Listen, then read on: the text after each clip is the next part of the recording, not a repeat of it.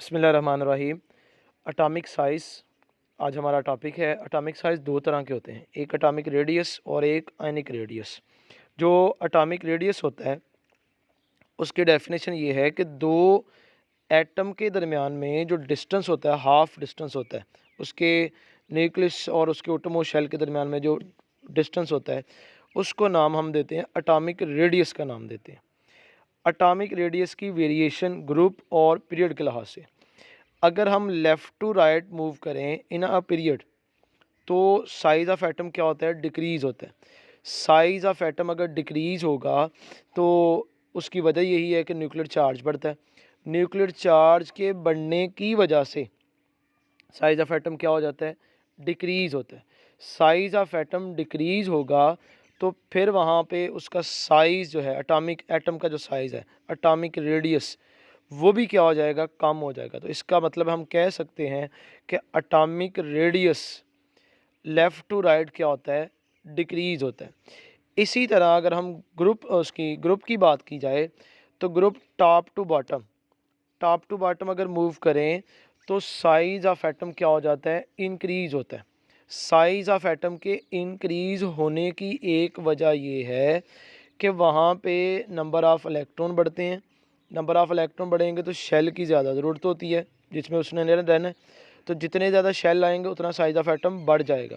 तो अगर size of atom बढ़ेगा तो डेफिनेटली आपके पास क्या हो जाएगा, यहाँ पे उसका जो एटॉमिक रेडियस है डाउन द ग्रुप इंक्रीज़ होता है।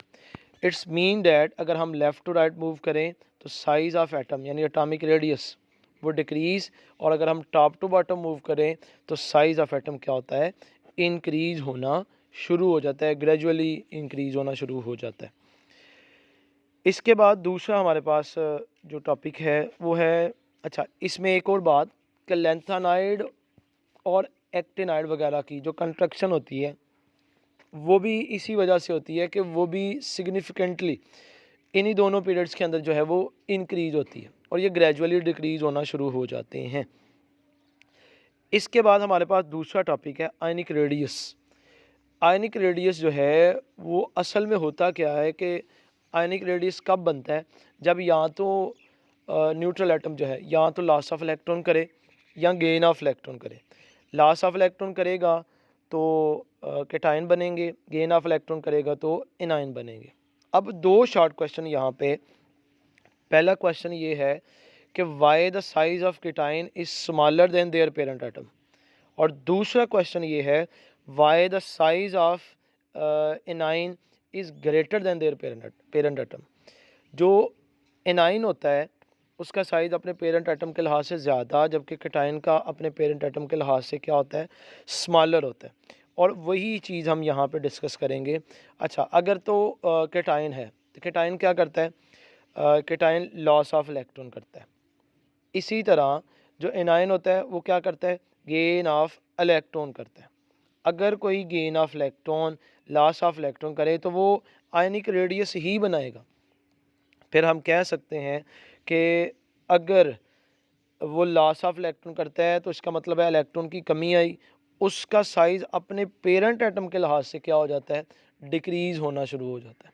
पेरेंट एटम के लिहाज से डिक्रीज़ होगा तो डेफिनेटली वो यहाँ पे क्या करेगा, डिक्रीज़ शो करेगा। और हम फिर यहाँ पे कह सकते हैं कि पॉजिटिव चार्ज वाले आयन का साइज़ अपने पेरेंट एटम के लिहाज से क्या होता है, कम होता है। और कम होने की वजह ये है कि वो वहाँ पे क्या करता है, लॉस ऑफ इलेक्ट्रॉन करता है, imbalance in their proton and electron ratio.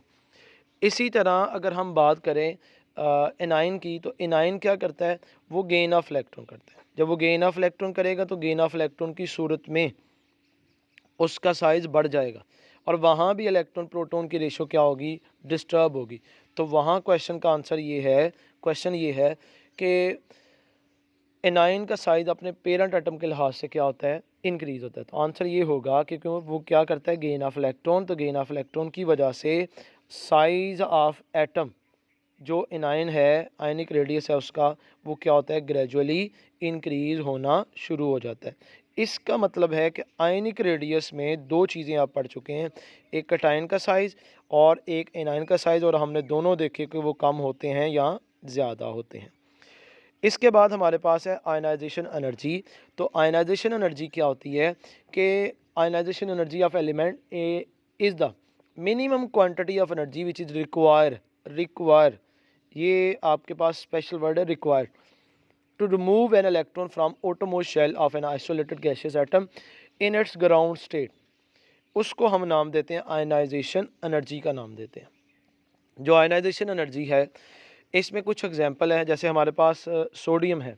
Sodium के outermost शेल में एक ही इलेक्ट्रॉन होता है, वो एक इलेक्ट्रॉन ही रिमूव करता है। तो सोडियम जब एक इलेक्ट्रॉन रिमूव करेगा तो फिर उस सूरत में हमारे पास जो एनर्जी वहाँ से हमें वहाँ एनर्जी रिक्वायर होगी वो होगी 496 किलो जूल पर मोल। इसी तरह जो element greater number of electron रखते हैं, एक से ज़्यादा इलेक्ट्रॉन रखते हैं अपने outermost शेल में, उनकी आयनाइजेशन एनर्जी ज़्यादा होगी। जैसे मैग्नीशियम है, मैग्नीशियम के outermost शेल में 2 इलेक्ट्रॉन होते हैं। जब वो एक इलेक्ट्रॉन लूज़ करता है तो Mg से Mg पॉजिटिव और साथ में एक इलेक्ट्रॉन रिलीज़ होता है। अगर वो एक और इलेक्ट्रॉन रिमूव करवाए तो फिर उसकी आयनाइजेशन एनर्जी, जो सेकंड आयनाइजेशन एनर्जी है, वो बढ़ जाती है 738 किलो जूल पर मोल से वो 1145 किलो जूल पर मोल एनर्जी उसकी इंक्रीज़ होती है। इसमें साइन क्या होता है, हर एक एनर्जी का साइन पॉजिटिव होता है, और ऐसा प्रोसेस जिसमें पॉजिटिव साइन हो, एनर्जी देनी पड़े, वो प्रोसेस कहलाता है एंडोथर्मिक प्रोसेस कहलाता है। उसे हम एंडोथर्मिक प्रोसेस का नाम देंगे।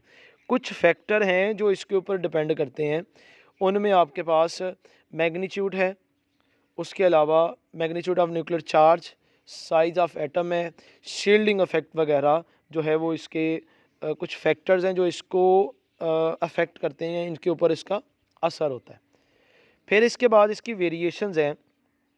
वेरिएशन जो हैं हमारे पास मुख्तलिफ इसमें डिफरेंट हैं, मगर variation of ionization energy, variation of electron affinity, electron negativity, ये सारी सेम होती है।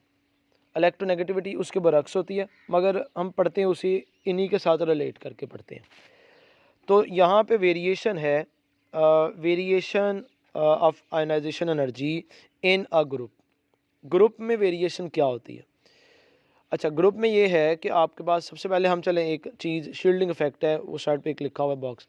The shielding effect is actually repulsion due to the electron in between nucleus and their outermost shell. outermost shell और nucleus के दरमियान में जो attraction होती है उसको हम नाम देते हैं शील्डिंग इफेक्ट का नाम देते हैं। This effect increase as the size of atom increase due to addition of extra shell successively in each period, hence more number of electron shield the nucleus. जितने नंबर ऑफ इलेक्ट्रॉन बढ़ते जाएंगे, shielding effect भी बढ़ता जाएगा, वो भी increase होना शुरू हो जाएगा। अगर हम डाउन द ग्रुप मूव करें, न्यूक्लियर चार्ज इंक्रीज होता है, न्यूक्लियर चार्ज के बढ़ने से साइज़ ऑफ एटम बढ़ता है, साइज़ ऑफ एटम के बढ़ने से नंबर ऑफ इलेक्ट्रॉन जो शील्डिंग इफेक्ट के ज़रिए से होते हैं, काज होते हैं, वो भी बढ़ना शुरू हो जाते हैं। जब वो भी बढ़ना शुरू हो जाते हैं तो इसका मतलब है वहाँ पे साइज़ ऑफ एटम बढ़ गया। अब वहाँ से इलेक्ट्रॉन को रिमूव करवाना बड़ा इजी होता है। जब इलेक्ट्रॉन को रिमूव करवाना इजी होता है तो डेट्स वाई वहाँ पे आयनाइजेशन एनर्जी भी क्या हो जाती है, डिक्रीज़ हो जाती है। तो कहता है इसी वजह से अल्कली मेटल में for example it is easier to remove an electron from caesium atom than from lithium atom. तो सीजियम एटम से इलेक्ट्रॉन रिमूव करवाना आसान है, जबकि लिथियम एटम से इलेक्ट्रॉन रिमूव करवाना क्या होता है, कदरे मुश्किल हो जाता है। तो इस वजह से हमारे पास टॉप टू बॉटम और लेफ़्ट टू राइट एनर्जीज़ को हम देखते हैं। तो ग्रुप में हमने क्या देखा कि हमारे पास डाउन द ग्रुप अगर हम मूव करें तो साइज़ ऑफ एटम क्या होना शुरू हो जाता है, आयनाइजेशन एनर्जी क्या हो जाती है, डिक्रीज़ होना शुरू हो जाती है। फिर वेरिएशन इन अ पीरियड, तो वेरिएशन अक्रॉस अ पीरियड, उसमें क्या लिखता है, generally smaller the atom with the greater nuclear charge, more strongly the electron are bound to the nucleus, hence higher the ionization energy of a atom। वो क्या क्या रहा है भाई, वो क्या ये रहा है कि आपके पास अगर साइज़ ऑफ एटम बढ़ जाता है, साइज़ ऑफ एटम के बढ़ जाने से, साइज़ ऑफ एटम के बढ़ जाने से न्यूक्लियर चार्ज भी बढ़ता है। न्यूक्लियर चार्ज बढ़ेगा तो इलेक्ट्रॉन बढ़ेंगे तो साइज ऑफ एटम के बढ़ने के बजाय वो डिक्रीज़ होना शुरू हो जाता है। जब वो डिक्रीज़ होना शुरू हो जाता है, इट्स मीन डैट आपके पास कि left to right size of atom decrease होता है। तो साइज ऑफ एटम डिक्रीज़ होगा तो वहाँ से रिमूवल ऑफ इलेक्ट्रॉन वो क्या होता, मुश्किल होगा। मुश्किल होने की वजह से हम कह सकते हैं कि ionization energy left to right क्या होती है, डिक्रीज़ होना इंक्रीज़ होना शुरू हो जाती है। तो left to right ionization energy increase होती है। इसके बाद हमारे पास है इलेक्ट्रॉन अफिनिटी। अगर इलेक्ट्रॉन अफिनिटी की बात की जाए, electron affinity is the energy released or absorb when an electron is add to gaseous atom to form negative ion. अगर हम इलेक्ट्रॉन अफिनिटी की बात करें तो इलेक्ट्रॉन अफिनिटी, जैसे हमारे पास एक एग्जांपल है फ्लोरीन, एक इलेक्ट्रॉन गेन करे तो फ्लोराइड आयन, प्रोसेस कौन सा हुआ, -328 किलो जूल पर मोल है तो प्रोसेस एक्सोथर्मिक होगा। इस सूरत में एनर्जी क्या होगी, रिलीज होगी। अब उसने डेफिनेशन में अब्जॉर्ब का भी लफ्ज़ लिखा हुआ है कि अब्जॉर्ब भी होती है। तो फिर हमारे पास क्या होता है यहाँ पे, कहता है जब एक इलेक्ट्रॉन पहले, जैसे ऑक्सीजन है उसने एक इलेक्ट्रॉन गेन किया ओ नेगेटिव, तो इसकी फ़र्स्ट इलेक्ट्रॉन अफिनिटी क्या है, -141 किलो जूल पर मोल। जैसे ही ओ नेगेटिव एक और इलेक्ट्रॉन गेन करेगा तो इसकी ionisation energy, second ionization energy +744 kilo joule per mole हो जाएगी। इसका मतलब है हम कह सकते हैं कि इलेक्ट्रॉन अफिनिटी क्या पहले साइन नेगेटिव है अब पॉजिटिव है, क्यों, why the second ionization energy is positive. उसकी वजह यह है कि जब आप एक इलेक्ट्रॉन गेन करवाते हो तो न्यूक्लियस और ऑटोमोस्ट शेल के दरमियान में इम्बैलेंस हो जाता है, बैलेंस नहीं रहता। बैलेंस नहीं रहता तो इसका मतलब है अब दोबारा आपने एक और इलेक्ट्रॉन गेन करवाना है तो उसके लिए आपको एनर्जी देनी पड़ेगी, अब्जॉर्ब करवानी पड़ेगी। जब एनर्जी अब्जॉर्ब करवानी पड़ेगी, इट्स मीन डैट आपके पास क्या हुआ, इलेक्ट्रॉन अफिनिटी की वैल्यू यहाँ पे पॉजिटिव आना शुरू हो जाएंगी। ये जो एनर्जी अब्जॉर्ब होती है ये एक्सपीरियंस करती है कि पॉजिटिव फिगर में उसका आंसर आता है। इलेक्ट्रॉन अफिनिटी डिपेंड करती है साइज़ ऑफ एटम के ऊपर, न्यूक्लियर चार्ज के ऊपर, वैकेंसी ऑफ ऑटोमोस्ट शेल के ऊपर, और इसका भी वही ट्रेंड है जो आयनाइजेशन एनर्जी के हैं। इलेक्ट्रॉन अफिनिटी भी लेफ़्ट टू राइट क्या होती है, डिक्रीज़ इंक्रीज़, और टॉप टू बॉटम क्या होती है, डिक्रीज़ होना शुरू हो जाती है। Electron affinity left to right increase, top to bottom क्या होती है, डिक्रीज़ होना शुरू हो जाती है। और वजह इसकी भी वही है जो कि उसकी इलेक्ट्रॉन आयनाइजेशन एनर्जी की है। इलेक्ट्रॉन अफिनिटी और आयनाइजेशन एनर्जी आपके पास सेम यहाँ पे इनकी रीज़न बनती है। इसी तरह हमारे पास मेटेलिक, नॉन मेटेलिक करैक्टर हैं। तो ये तीन हिस्सों में डिवाइड होते हैं, हम ऑलरेडी इन्हें पढ़ चुके हैं, मेटल, नॉन मेटल और मेटलाइड, ये तीन हिस्सों में। सबसे पहले हम मेटल के हवाले से पढ़ते हैं। मेटल वो होते हैं जो लॉस ऑफ इलेक्ट्रॉन करते हैं, मतलब chemically all the element which have a tendency to form positive ion by losing electron are considered metals. All metals are good conductor of heat and electricity. A characteristic property of metal is that they form basic oxide which gives bases when dissolved in water. जैसे Na2O का reaction water के साथ करवाते हैं तो NaOH बनता है। इसी तरह आपके पास यहाँ पे ये रिएक्शन हो गया। फिर इनके कुछ ट्रेंड्स हैं, ट्रेंड्स इन अ ग्रुप और इसी तरह ट्रेंड्स इन अ पीरियड। जो मेटल्स होती हैं वो डाउन द ग्रुप क्या होती हैं, उनका ये character metallic character down the group increase होता है, यानी electro positivity down the group increase होती है, और left to right electro positivity क्या होती है, डिक्रीज होती है। ये जनरल सा हमने एक पढ़ी, और उसकी वजह भी यही है कि डाउन द ग्रुप मेटल का साइज़ बढ़ जाता है, साइज़ ऑफ एटम बढ़ने से इलेक्ट्रोपॉजिटिविटी बढ़ती है, और लेफ़्ट टू राइट वैसे ही मेटेलिक करैक्टर ख़त्म हो जाता है क्योंकि नॉन मेटल आना शुरू हो जाती हैं, इस वजह से वहाँ पे वो डिक्रीज़ होना शुरू होती हैं। फिर इसी तरह आपके पास non metal, all element which gain electrons and form negative ions are called non metal, उन्हें नॉन मेटल का नाम देते हैं। All the gases are non metal, they are poor conductor of heat and electricity, they form acidic oxide. जैसे SO3 का reaction करवाएं H2O के साथ तो क्या बनाते हैं, H2SO4 बना देते हैं। तो यहाँ पे ये हमारे पास जो है वो क्रिएट करते हैं। नॉन मेटेलिक का जो ट्रेंड है ग्रुप में और पीरियड में, ग्रुप में ये डिक्रीज़ होती हैं और पीरियड में ये इंक्रीज़ होती हैं। तो इसी वजह से क्योंकि नॉन मेटल की वजह से ही इलेक्ट्रोनेगेटिविटी होती है, मेटल की वजह से इलेक्ट्रोपॉजिटिविटी और नॉन मेटल की वजह से इलेक्ट्रोनेगेटिविटी। अगर मेटल का करैक्टर देखना है तो वो उसके इलेक्ट्रोपॉजिटिविटी देखें, अगर नॉन मेटल का देखना है तो इलेक्ट्रोनेगेटिविटी देखें।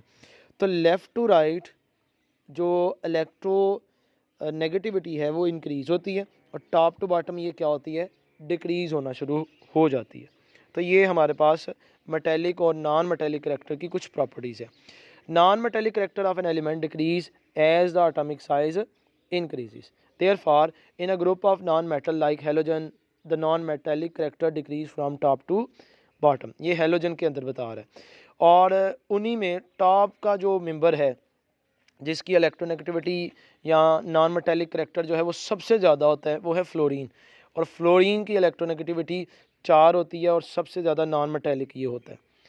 इसी तरह ग्रुप नंबर 5 और ग्रुप नंबर 6 ए में देखें तो नाइट्रोजन और ऑक्सीजन है जो कि बिल्कुल प्योर नॉन मेटल है और ये ज़्यादातर किस फॉर्म में रहते हैं, गैसियस स्टेट में रहते हैं। फिर बिस्मत और पोलोनियम है तो ये भी क्या होते हैं, इसी ग्रुप में डाउन द ग्रुप आ जाते हैं, मगर ये बजाय नॉन मेटल होने के फेयरली मेटेलिक इन करैक्टर होते हैं। Last one, boiling point, melting and boiling point. Melting और बॉइलिंग पॉइंट में उसकी कुछ वेरिएशंस हैं। वेरिएशंस में हम पढ़ते हैं वेरिएशन इन अ पीरियड। सबसे पहले शॉर्ट पीरियड के हवाले से अगर हम बात करें, the melting and boiling point of element increase with the number of valence electron up to group number 4a and then decrease up to noble gases. यानी 4a तक ये इंक्रीज होता है, बाद में नोबल गैसेस तक ये आहिस्ता आहिस्ता डिक्रीज होना शुरू हो जाता है। जो मेल्टिंग पॉइंट है ग्रुप नंबर 1a एलिमेंट का वो लो होता है। उसकी वजह ये है कि उसको आटम शेल में एक इलेक्ट्रॉन होता है। जो ग्रुप नंबर 2a है उसका मेल्टिंग पॉइंट ज़्यादा होता है क्योंकि उसके आटम शेल में 2 इलेक्ट्रॉन होते हैं। इस वजह से आपके पास यहाँ पे उनके मेल्टिंग पॉइंट में डिफरेंस आता है।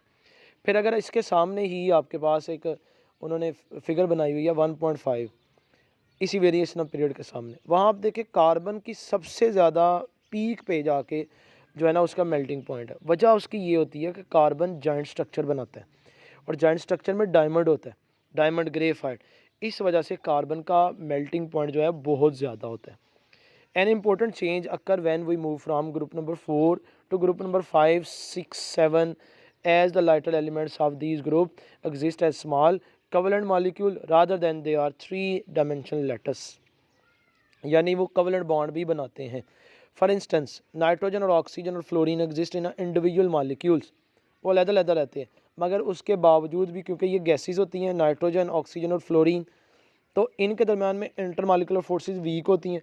डेट्स वाई इनका जो मेल्टिंग पॉइंट है बहुत कम होता है और कार्बन से ग्रेजुअली बहुत ही कम, बहुत ज़्यादा कम इनका मेल्टिंग और बॉइलिंग पॉइंट आता है। इस वजह से उनका मेल्टिंग और बॉइलिंग पॉइंट वहाँ पे आपको लो दिखता है और लो है भी, लो होता है इसका मेल्टिंग और बॉइलिंग पॉइंट।